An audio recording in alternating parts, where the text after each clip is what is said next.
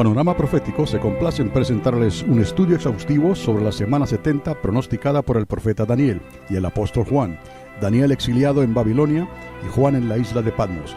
El autor de esta serie te llevará a lo largo de un análisis detallado de lo que se considera el cumplimiento de la semana más importante para la raza humana desde la creación del hombre.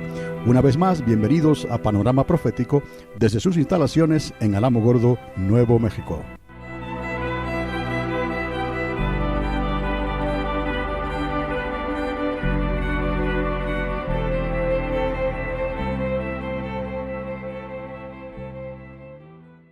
Entonces, en esta mañana quiero hablarles sobre lo que significa una verdadera confesión de fe. Estamos hablando de tiempos difíciles y es también necesario que el pueblo de Dios, la iglesia, necesite lo que significa una verdadera confesión de fe.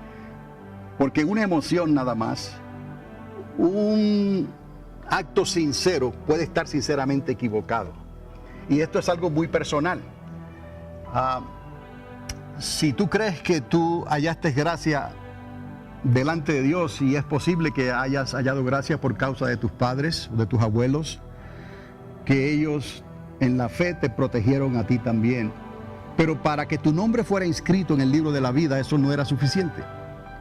Se necesita tener una medida de fe activada donde la persona reconoce su condición como ser humano y se arrepiente, porque todos tenemos que arrepentirnos. Eso es el acto que Dios está buscando, esa confesión, ese arrepentimiento, ¿no? Digno de arrepentimiento, decía el profeta Juan, ¿no? Que lleva a la salvación. Entonces, no es meramente el haber confesado el nombre de Jesús, perdón, ¿ok? No es meramente el haber un día levantado la mano, es más que eso. Hay que nacer del agua y del Espíritu. Y para nacer del agua y del Espíritu, hay que pasar por un verdadero y genuino arrepentimiento delante del Señor. Y recuerde que esta confesión será necesaria hoy más que nunca en estos tiempos tan difíciles en que estamos viviendo. Padre, te doy gracias una vez más por darnos la oportunidad de congregarnos en este lugar día a día, semana tras semana, Señor, año tras año. Estamos en la expectativa, Señor, de tu regreso. Venga tu reino. Entonces, Jesús en varias ocasiones les recordaba a sus discípulos y a los que le estaban oyendo que cuando Él iba a regresar, cuando Él regresaría, sería como en los días de Noé y como en los días de Lot. Eso lo tenemos como una información que Él nos ha dado en su palabra y que no hay ninguna razón por qué dudarla, porque es la palabra de Dios y es lo que Dios profetizó, ¿no? Sería como en los días de Lot, como en los días de Noé. Así serían los días de hoy. Entonces, yo me preguntaba, ¿y qué tenían estas generaciones en común? ¿No? Y hay cosas que estas tres generaciones tenían en común, pero la que sobresale sobre todas ellas es esta, y se lo voy a mostrar más adelante. Tenían ellos, y existe hoy, un espíritu de fornicación. Así de sencillo. Eso es lo que llenaba el ambiente, eso es lo que se respiraba en el ambiente y eso es lo que se respira hoy por los medios de comunicación y en el ambiente en que estamos viviendo. Espíritu de fornicación es lo que lleva a los pecados sexuales, lleva a todos los problemas de adulterio, de fornicación, de lo que está pasando hoy, que trae asesinatos, trae pleitos, trae divisiones, porque de la abundancia del corazón mostrarán sus hechos, hablará su boca. Una verdadera confesión de fe será necesaria en estos tiempos en que abunda ese espíritu de fornicación. Y les voy a decir algo, el espíritu de fornicación lo que hace, según la misma palabra dice, es que no le permite a esa generación, y quizás esto usted no lo había escuchado antes, no le permite pensar en Dios. Así lo dijo el profeta. El espíritu de fornicación no le permite a la gente pensar en Dios. Y si no pueden pensar en Dios, no pueden pasar por un arrepentimiento verdadero. No pueden salvarse, no pueden convertirse, porque no pueden pensar en Dios. No pueden considerar sus caminos, porque todo lo que hay en el ambiente, todo lo que ven sus ojos, todo lo que oyen sus oídos, todo lo que habla su boca, está ligado de alguna forma u otra a aberraciones sexuales, ¿no? Entonces necesitamos entender esto. No es que sea imposible. Hoy, más que nunca, con la ayuda del Espíritu Santo, es más posible quizás que en otros tiempos.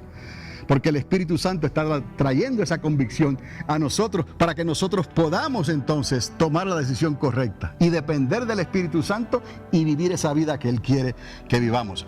Pero bien, les digo esto. El apóstol Pedro nos recuerda la importancia del arrepentimiento. La única manera de ponernos a cuentas con Dios. Sin arrepentimiento no se puede hacer. Y él lo que hace es que repite las palabras de Jesús que se encuentran en Lucas, capítulo 13, verso 30.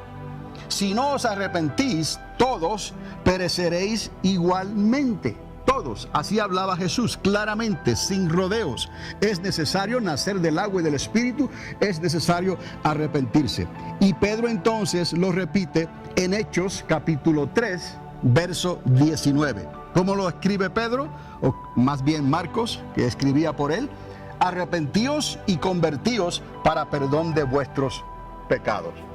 No nos podemos salir de esto, de ese arrepentimiento necesario que Dios está demandando de cada uno de nosotros. De manera que sin arrepentimiento no se puede borrar el pecado de nuestras vidas. Esto es algo que necesitamos. Estamos haciendo algo que está haciéndose un borrón y una cuenta nueva en nuestras vidas. Esto no es algo, no es una emoción que simplemente toca la superficie. Porque dice la palabra que aún los demonios creen en Dios. Podemos confesar el nombre de Cristo. Podemos levantar la mano, podemos decir tantas cosas. Mi papá, mi mamá, mis abuelos, mis bisabuelos, tatarabuelos, no importa. Pero eso no es suficiente. Tenemos que pasar por este proceso, ¿no? Donde reconocemos nuestra situación espiritual a una edad que Dios ha establecido ya, donde podemos entender estas cosas. Y entonces hacemos la confesión. Y nos damos cuenta y sabemos lo que estamos haciendo. Y usted va a entender por qué esto es tan importante, porque si no, esto puede crear un compromiso superficial nada más. Y por eso hay muchos creyentes o que se consideran creyentes, pero que están batallando continuamente en sus vidas. No están plagados de problemas, de pecados, de aberraciones, de situaciones en sus vidas que han marcado su testimonio. Y que casi tendrían que irse a otro lugar y empezar de nuevo a vivir para poder traer un testimonio limpio delante de la sociedad y delante de la humanidad. Sin arrepentimiento no se puede borrar el pecado de nuestras vidas. Borrar el pecado es borrar la culpa. Imagínate, piénsalo de esta manera, por un momento, que hiciste algo digno de muerte y poco antes de la ejecución a alguien que siente por ti, se le ocurre y se le da la opción de morir en tu lugar. Y esta persona presenta esa opción delante del juez y el juez la acepta. ¿Qué pasó aquí? Tu culpa quedó borrada, no por la muerte de aquel que se puso en tu lugar. Pensemos que en esta manera Jesús hace lo mismo con toda la humanidad, pero era necesario, ¿no? Y es necesario que la gente reconozca esto, porque no es que Él murió por toda la humanidad para que vivan como quieran vivir, ¿no? Y luego reciban el perdón de sus pecados y reciban la entrada en la vida eterna con Dios. No es así. Por eso se introduce esta dependencia. Hay que arrepentirse. Hay que confesar y arrepentirse para poder nacer de nuevo en el reino de los cielos. Tu arrepentimiento es aceptado por el juez del cielo, por la muerte de su Hijo Jesús, quien sintió morir por ti para borrar tu culpa. ¿Estamos entendiendo? Él borró nuestros pecados, quitó nuestra culpa. Es más que confesar su nombre o levantar la mano, como les dije antes. Es necesario que haya un arrepentimiento. Esto es necesario, amados, enseñarlo a otros para que se conviertan a Dios. Cuando usted esté hablando en su círculo familiar, en su círculo de amistad, cuando usted sienta, porque se siente, ¿no?, la necesidad de que alguien quizás quiere buscar de Dios, y es el momento apropiado y Dios lo trae a tu círculo familiar o a tu círculo de amistad, entonces asegúrate que le presentas esto. Ese arrepentimiento es necesario. No es solamente que confiese el nombre de Jesús o haga un gesto, no con sus manos. Es necesario que se confiese con su boca. El arrepentimiento se convierte entonces en una declaración legal. Y por aquí quiero entrar, porque quiero que usted entienda que necesita arrepentirse de verdad. ¿Por qué? Porque es una declaración legal. ¿Qué quiere decir esto? Que una vez tú haces una declaración legal, te estás arrepintiendo, Dios tiene que hacer algo. No es algo superficial. Dios tiene que tomar nota. Es una garantía que no puede quebrantarse. Es un pacto, ¿no? El que viene a mí, dijo el Señor, yo no le echo fuera. Pero tenemos que ir a Él. Si tú declaras tal confesión, Dios tiene que hacer algo a tu favor. ¿Me explico? Aunque sea un favor que tú no te mereces, ni yo. Por eso se llama gracia, favor inmerecido. Les doy un ejemplo de lo que es tener sobre la vida una sentencia en la que nunca podrás entrar ni ser parte jamás de la casa de Dios, de la asamblea de Dios. Hay casos que quedaron inscritos en la Biblia históricamente para que las naciones, el pueblo de Dios recordara esto.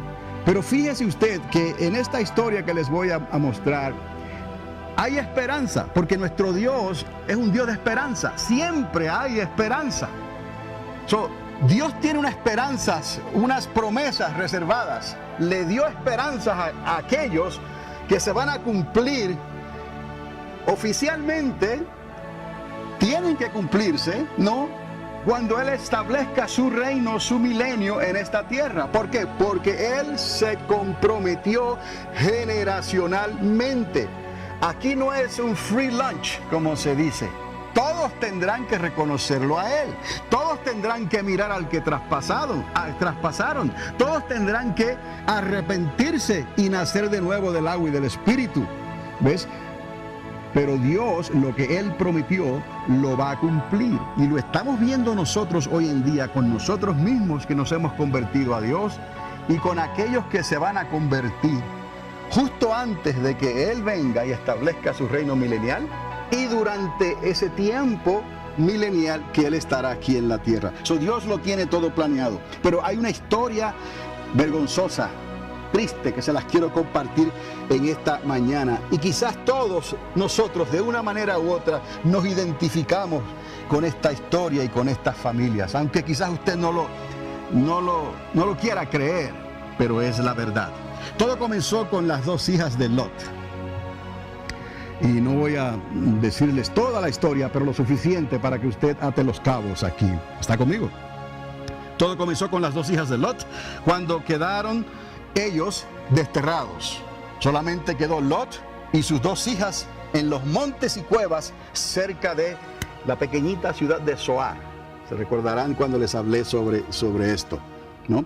Se quedaron prácticamente solos, atemorizados y, según ellas, sin esperanza de vida, según la costumbre que aprendieron en las ciudades de Sodoma y Gomorra. Estas fueron las ciudades de la planicie. Y las costumbres que ellas sabían, lo que ellos aprendieron, fue lo que aprendieron en Sodoma y Gomorra. En esas ciudades, ese fue el ambiente, esa fue la doctrina, esa fue la enseñanza. Abraham con los suyos tomó por su rumbo, por otro lugar, y Lot decidió habitar en esta región. Y parece ser que después de esa división no hubo muchos encuentros entre Abraham y Lot. Cada cual tomó por su lado.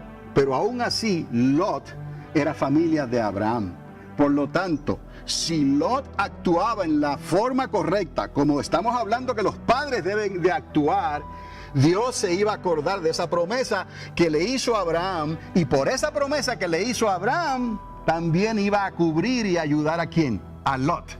Esto es si Lot mantenía un lugar en su corazón para el Dios de Abraham. ¿Me explico? Y Pedro escribe en una de sus cartas que Lot, aunque estaba afligido, ¿no?, en las puertas de la ciudad, dice la Biblia que Lot era un hombre justo. ¿Me oyó? Justo. Algunas personas tienen problema con esto, ¿no? Pero quiero que entiendan que Dios mira el corazón de las personas, no solamente la apariencia de afuera. Recuerde que es lo que está en nuestro corazón, porque de ahí salen las intenciones, el odio, el orgullo, la envidia, el desquite, la venganza, los pecados, todas estas cosas, los malos deseos. Todo eso sale del corazón. Así que mucha gente puede aparentar algo bonito afuera, pero por dentro la cosa no está bien con Dios. Lot dejó un lugar, aunque estaba en una situación difícil por causa de su elección, Lot dejó un lugar en su corazón para temer al Dios de Abraham y fue reconocido. Y en este caso que vamos a ver, aunque no lo parece, Dios se acordó de esta familia que nació de una manera vergonzosa, de estas generaciones, y Dios les promete que cuando Él venga en su milenio, en el reino, Dios los va a reconocer a ellos. Escuche bien la historia. Comenzó con las dos hijas de Lot y ellas pensaban que estaban sin esperanza de vida, según lo que habían aprendido en las ciudades de la planicie donde ellas se criaron, Sodoma y Gomorra. Esto era todo el mundo que ellas conocían. Esto era lo que ellas conocían. Y según ellas, ese mundo llegaba a su fin, porque lo que Dios permitió fue que cayera fuego y azufre sobre esas ciudades de la planicie. Eran como 4 o 5 ciudades. Solamente Zoar, la pequeñita, se salvó. Esa fue la única ciudad que Dios libró. Entonces, ellas pensaban que todo su mundo había llegado a su final y solamente quedaban ellas dos de ese pueblo, de esa cultura, y su padre Lot. A menos que se le ocurre a la hija mayor algo que para nosotros es completamente aberrante, no es aceptable ni nunca ha sido esto aceptable en la sociedad. A menos que, pensó la mayor, que lograran descendencia, prole, de su anciano padre, antes de que él muriese. Esta es la realidad, pero esto trajo sus consecuencias hasta el día de hoy. Esto no empezó con las hijas de Lot. Esto comenzó, ¿no?, con el engaño de la serpiente a Eva en el jardín. Y de ahí todo se vino cuesta abajo. Cristo vino ¿a qué? A levantar todo esto. Cristo vino a restaurar todas las cosas. Por eso es que su reino y su milenio es necesario en esta tierra. Antes de que le entregue el reino al Padre, como dice al final de Apocalipsis, ¿no?, en los últimos capítulos 21 y 22, Él entregará el reino ¿a quién? Al Padre. Entonces, diga entonces Él va a crear un nuevo universo. Cielos nuevos, tierra nueva, Nueva Jerusalén, la ciudad dorada que viene del cielo, ¿no? El árbol de la vida estará ahí, el río de Dios estará ahí. ¿Me explico? Entonces, antes de que eso ocurra, Jesús tiene que arreglar la casa, su casa. Esas son las dos casas, la casa de Judá y la casa de Israel. Entonces estamos entendiendo, ahí estamos nosotros con la casa de Judá porque hemos creído a Jesús de Nazaret, la salvación viene de los judíos, ¿no? Entonces, si entendemos esto, podemos nosotros comprender quizás más claramente la importancia del arrepentimiento, la importancia de convertirse a Dios, la importancia de presentar nuestros hijos, la importancia de pedirle a Dios que nos guarde todos los días, la importancia de cuidarnos de quiénes son nuestras amistades, de cuidarnos de nuestras decisiones. Todo esto es importante porque todo esto tiene que ver. El reino se acerca, está a las puertas. Y para poder entrar ahí, tenemos que ser aceptados. Y la palabra es clara, que vendrá un tiempo de apostasía, un tiempo en que la gente, los mismos creyentes, la misma gente que una vez estaba en la iglesia, llegan a dudar de tal manera porque espíritus de error, con esos espíritus de fornicación están por todos lados y algunos son hasta convencidos de dejar la fe. Y eso es un peligro mortal. Porque dejar la fe, encaminarse en los caminos de la apostasía, El propósito de la apostasía es hacerte tropezar. Llega un momento en que la persona que apostata de la fe, ¿sabe lo que hace? Cruza un punto, como una línea invisible, de donde ya no se puede regresar. Es como si el apóstata cruza esa línea invisible y lo que está allá adentro, que se lo quiere llevar, la muerte eterna, la oscuridad de las tinieblas, lo comienza a alar, ¿no? Y ya no puede escapar de esa fuerza que lo está trayendo. Entra en una mente corrupta. Y la Biblia lo dice claramente. Llega un tiempo que por cuanto no creyeron la verdad, creyeron espíritus de error. Entonces se entregan a los medios de comunicación, a la sociedad, a todo lo que está ocurriendo hoy, y lo menos que piensan, porque no pueden pensar, es en Dios. Por eso es que es tan difícil hoy en día, porque la apostasía se la guardó el enemigo de Dios y nuestro enemigo para este tiempo final, para llevarse con él a todos los que pueda en la hora final, en la hora de la decisión. De la única manera que nosotros podemos escapar de este jale, ¿no? Es que dependamos continuamente del Espíritu Santo de Dios. De esta palabra, a la luz de esta palabra tenemos que andar. Un mensaje para hoy, un mensaje para hoy. Bienvenidos a Panorama Profético, mensajes escatológicos que transformarán tu vida en tu caminar con Dios, y presentados por el pastor y educador Carlos Dávila, en la ciudad de Alamogordo, Nuevo México. Sintonízanos cada semana en este mismo lugar, mientras que esta voz profética de enseñanzas y experiencias te ayudará de una manera clara y concisa en tu caminar con Dios. Panorama Profético es un ministerio ordenado por Dios en la Iglesia Triunfante de las Asambleas de Dios para estos tiempos finales en que estamos viviendo. Un mensaje para hoy, un mensaje para que podamos escapar en el día final. Dice la palabra que si estos días no fuesen acortados, nadie sería salvo. Nadie se crea. El que cree estar firme, cuídese. Nadie puede tirar aquí la primera piedra. Cualquiera puede resbalar. ¿Me explico? Y si alguno llegara a resbalar, todavía hay esperanza. Levántase, afírmese y haga borrón y cuenta nueva a través de ese arrepentimiento, que si es genuino, Dios te lo reconoce otra vez. Y te perdona y te restaura.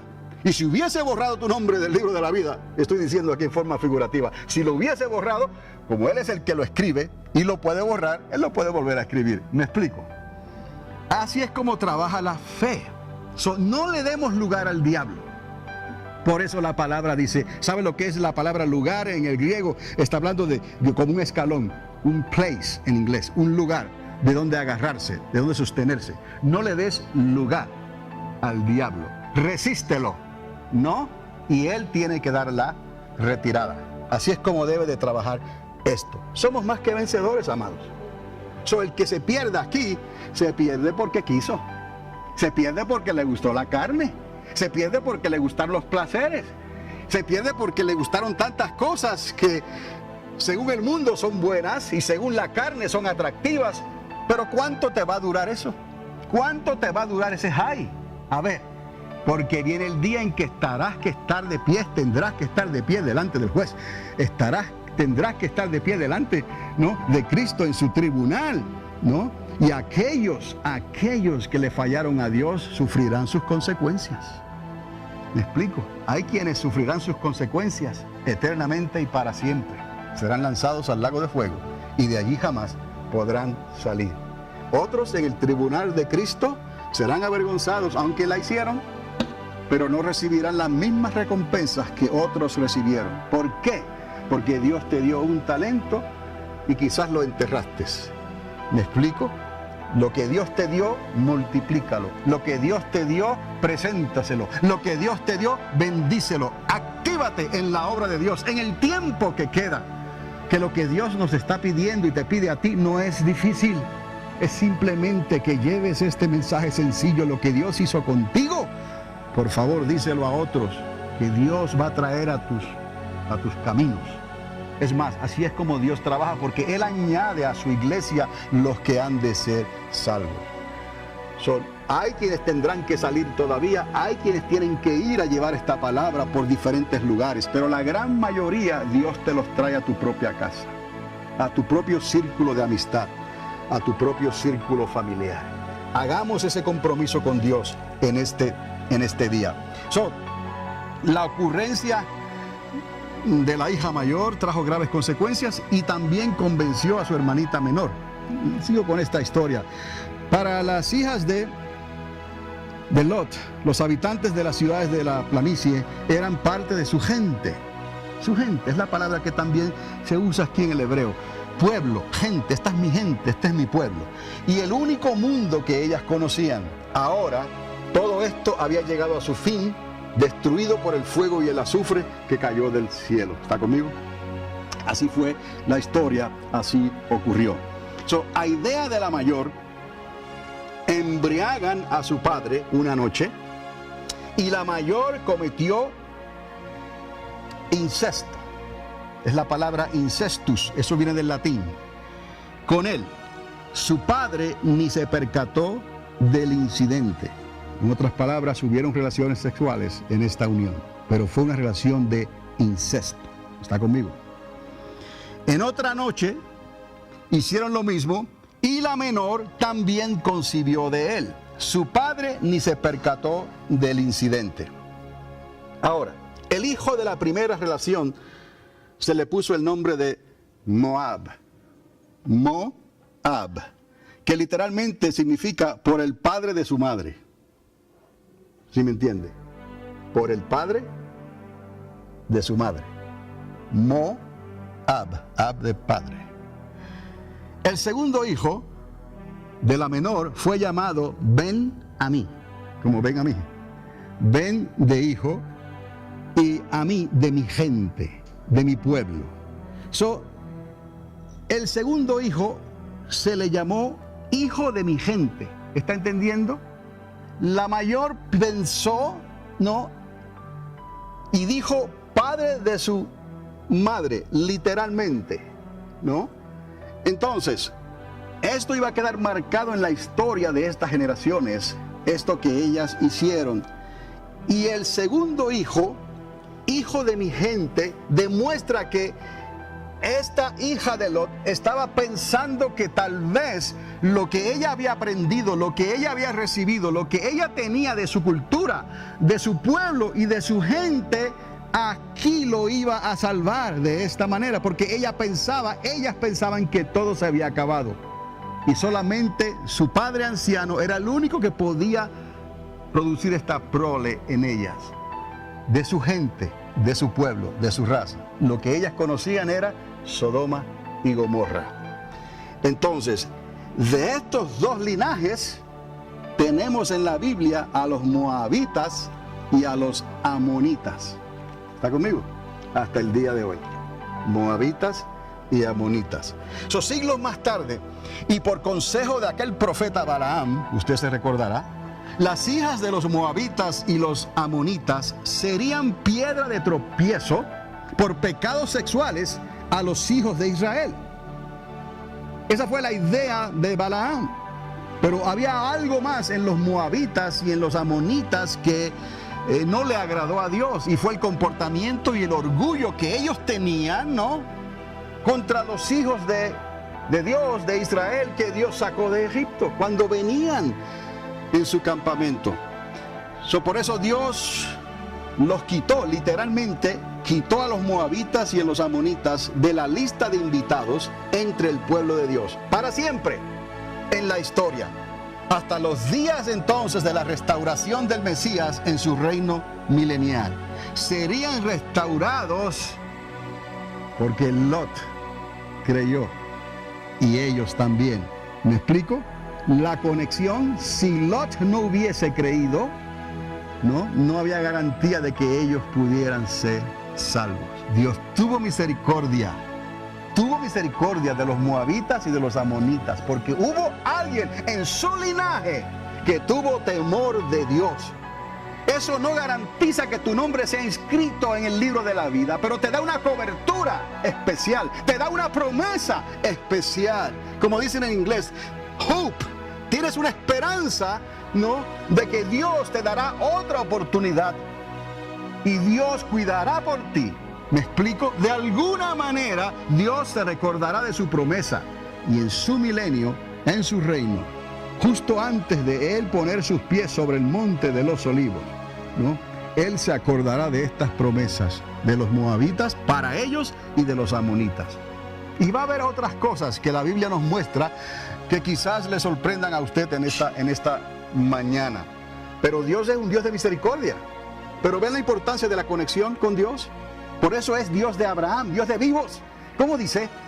Dios de Abraham, de Isaac, de Jacob, de Moisés. Y sigue por ahí. ¿Me explico? ¿Por qué no dice Dios de Ismael?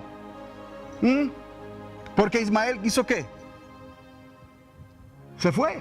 Aparte, no que Ismael no pudiese, pero aún así Dios le da un favor inmerecido. Lo bendice en gran manera hasta el día de hoy. Los hace reyes poderosos y les dio el petróleo de la tierra.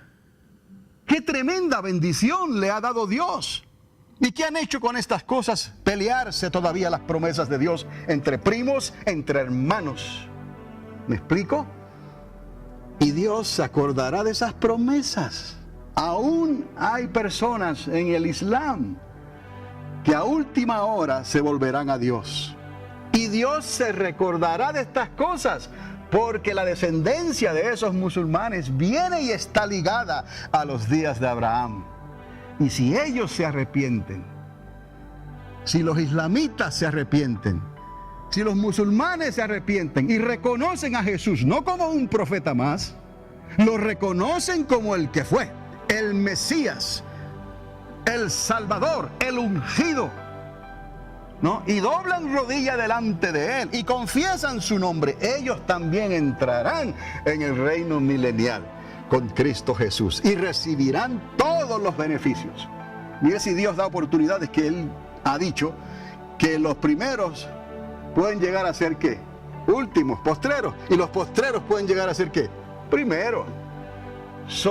Dios nos puede sorprender de muchas maneras, solo que tengan fe y crean. Entonces, vea usted la importancia de esto que estamos estableciendo. ¿Por qué la iglesia necesita ponerse al día en todas estas cosas? Aunque algunas sean rituales, son rituales que Dios estableció con algún propósito. Porque Dios no quiere que nadie perezca, sino que procedan al arrepentimiento y sus nombres sean inscritos en el libro de la vida. Moabitas y amonitas fueron quitados, ¿no?, completamente de la lista de invitación de la asamblea de Dios, del pueblo de Dios. Esa es la palabra que usan también en algunas traducciones, asamblea de Dios. Ahora, en Nehemías capítulo 13, verso 1, se lo doy para que usted vea lo serio que era esto. Porque en cierto día se están leyendo, ¿no?, las generaciones, se están leyendo las cosas que Dios le dio a Moisés, y alguien leyó esto: que a los amonitas y moabitas se les prohibirá estar jamás en la casa de Dios. Ahí lo dice. Y esto es inquebrantable. Dios lo dijo. Estos moabitas, estos amonitas no entrarán jamás en mi casa. Esto trae otras consecuencias y espero que lo vea más adelante. ¿Por qué? Por el rechazo a Israel. ¿Recordad? No pueden pasar por aquí. Son muchos. No, ni lo mande Dios. No, nosotros somos una cultura diferente. Ellos salieron de allá del faraón, salieron de la esclavitud, salieron de Egipto, ¿no? Nosotros no, nosotros somos amonitas y moabitas. Y son demasiados. Y van entonces y buscan a un profeta que está por ahí, cachín, ¿me explico? Porque eso es lo que dice la Biblia hasta el día de hoy. Balaam era un cachín, right? ¿Me entiende? Que todo es interés monetario. Es lo que están buscando. Es un evangelio diferente. Es un evangelio que se ha comprometido con la sociedad. Entonces, le buscan a Balaam y le preguntan si pueden maldecir a este pueblo. Lo que Dios bendice nadie lo puede maldecir en realidad si ha sido bendecido por Dios. ¿Me explico? Porque aquí está Balaam, que es un profeta que Dios tiene tratos con él, es un profeta que Dios le da visiones, es un profeta que Dios trata con él por el Espíritu Santo, ¿no? El de los ojos grandes, que caía en tierra, y dice él mismo, se enorgullecía de decir, y dejé los ojos abiertos, nadie me cerró los ojos, siempre estoy viendo, siempre soy vidente. ¿Me explico? Pero él se prepara para ver lo que va a ocurrir. Y Dios le dice claramente, primero que no fuera a hacer esas cosas, pero él insistió. Y cuando él va, ¿qué es lo que hace Balaam? Bendice a las tribus de Jacob. Las bendice a todas, las ve en sus lugares. Y no lo hace una sola vez, lo hace ¿cuántas veces? Como 3 veces. Va y en lugar de maldecirlos, los bendice. Por eso lo que Jehová bendijo no puede ser maldito. Por eso a veces me escuchará decir, Padre es tu pueblo a quien tú has bendecido y bendito es. Me explico, porque somos los benditos de Jehová. Y le dijo a Abraham, a quien te bendijere a ti, yo bendeciré. A quien te maldiga, ¿qué? Maldeciré. Esa es la promesa, hermanos. Entonces, lo que ocurre aquí es que después que hace Balaam él trata de hacer esto, ¿no? Y no puede. Se le ocurre y les dice entonces, yo les voy a decir a ustedes lo que tienen que hacer más adelante para que Israel tropiece. Y sabe lo que entonces sabemos bíblicamente lo que él hizo. Él fue y procuró que las hijas, otra vez, de los moabitas y de los amonitas, le fueran tropiezo a los hijos de Israel. Porque ellas no servían a Dios. Ellas vivían y servían como vivía y servía la sociedad, con sus dioses y con su paganismo. Y los israelitas se allegaron a ellas, y ellas se le acercaron a ellos, y ellos cayeron y tropezaron. Ese fue el consejo que le dio Balaam. Le dio cabida a los espíritus y al espíritu de fornicación y a los pecados sexuales en esa generación. Hasta el día de hoy, esas consecuencias a esos pecados las estamos viviendo. Está conmigo como Dios. ¿Por qué Dios entonces escribió esto y le dijo a los moabitas y a los amonitas que no serían parte del pueblo de Dios por causa de lo que hicieron con Israel y por causa del consejo que obedecieron por boca de Balaam, que los llevó a esto? Y si usted se da cuenta en la iglesia, en el Nuevo Testamento, cuando se reúnen y están hablando de las cosas que se le debe de preguntar a los creyentes, a la iglesia que ha nacido ahora, a ese pueblo que no está ligado a estos conceptos, no de Moisés, porque no los conocieron, se le dice recordarles a ellos que se aparten de ¿qué? De fornicación, de pecados sexuales, de ahogado de sangre, de todas estas cosas que eran abominación a Dios, que estas tribus y estas personas hacían. Y aún Jesucristo en el libro de Apocalipsis menciona el pecado de Balaam, entre otros. Entonces, miren si Dios no se olvida de esto, que Dios usa de trasfondo esta experiencia, esto que pasó con la generación de Lot, para darle una ilustración a Israel con el profeta Oseas. Y aquí quiero mostrarles algo también. Oseas fue aquel profeta que Dios le pide que se case con una ramera, con una prostituta. Ella se llamaba Gomer, si recordarán ustedes la historia. Le dice a Oseas, tómate una mujer fornicaria para que te dé hijos. Eso está en Oseas capítulo 1, verso 2. Y Gomer le dio 3. Le dio a Jezreel un hijo, le dio a Lo-Ruama una hija, y le dio a Lo-Amí otro hijo. Pero quiero que vean esto. Jezreel lo que significa es Dios siembra. Jezreel, Dios siembra. Lo-Ruama significa no me compadeceré de ti. Mira cómo hace Dios. Dios hace un escenario aquí completo para hablarle a su pueblo Israel. Y el pobre profeta Oseas no sabe en realidad, no entiende completamente qué es lo que está pasando. Pero vea usted la obediencia de parte, ¿no?, del profeta. Él va y se casa, ¿no? Es como le dijo a Pedro, mata y come. ¿Y qué hizo Pedro? No, imposible, jamás comeré yo cosa inmunda. ¿Y qué le dice Dios? Lo que yo he santificado es santificado. ¿Ok?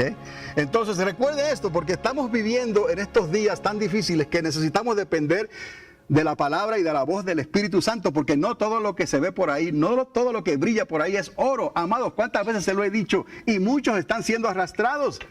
Y eso puede ser usado por espíritus de apostasía más adelante, para que la gente pierda la fe, pierda el ánimo, pierda la esperanza, tire la toalla y diga, si esto es servir a Dios, yo no quiero nada contigo. Ahí el diablo ya puso un checkmark. Este es un posible apóstata. ¿Me está entendiendo? Hoy es el día en que tenemos que recordar estas promesas, estos ritos, para acercarnos y mantenernos cerca de Dios, por el Espíritu Santo de Dios. Amén. Entonces, Israel, lo Ruama y lo Amí.